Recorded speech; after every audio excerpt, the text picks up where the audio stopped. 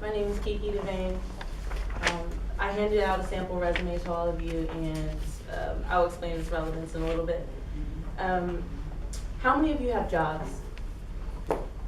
Wow. Okay. How many of you don't have jobs but would like one? Well, I'm talking to you. How many of you have been denied a job because of your age or lack of experience? All right. I'll explain to you how you can land a job even as an inexperienced student. You won't be in school forever, and most of you will need to work and get out in the real world, and you'll need experience to do that before actually landing the job and career of your choice when you graduate. I'm only 20 years old, and I've already worked at 4 jobs, and I've also helped many of my friends find work, even coming right out of high school. Finding a job can be broken down into 3 steps: creating a resume, applying for the right positions, and conducting yourself properly during an interview. First is building your resume. Include in your resume all the activities you're involved in at school. If you have an impressive list of high school activities you participated in, include that also.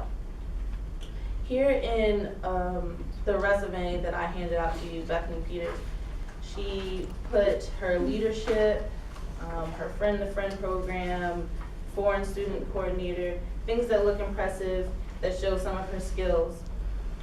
Show your strengths by mentioning awards and special recognitions that you received in high school, in your community, anything that you're involved in that looks nice on paper. Show your future employers that you're well-rounded by including volunteer work as well as programs in the community that you may have participated in or continue to participate in. This shows that you're well-rounded, and it shows that that you're just a well-rounded person, you're a good person, and you care about what's going on around you. Show how well you perform and display mental competence. You might want to include language like compile the perfect or near perfect record for attendance and punctuality. This is an example given by how to make a resume at about.com. And also make sure you proofread and eliminate all your mistakes. You want your resume to look as professional as possible. You want your employers to know that you're competent and you're able to do tasks that involve mental competence. Also, what's important is you put in even if you haven't had an official job yet, you want to put things that would require some type of skill. Maybe if you babysit or you help out at your parents' job or something like that. It just shows that you have some type of experience. You're not going into your job completely blind. Next is applying for the right positions. Set yourself up for success. Apply for positions that you know you can use your strengths.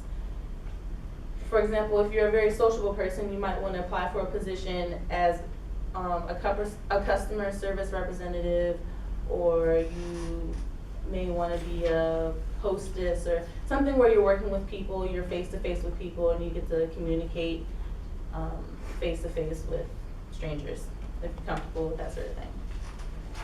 Also, look for positions that correlate with your resume. Don't put random things on your resume. I mean, if you played soccer all 4 years and you wanted to apply for a job as a coach or a soccer camp counselor, that would be perfect. This establishes your credibility and your experience for your potential employer.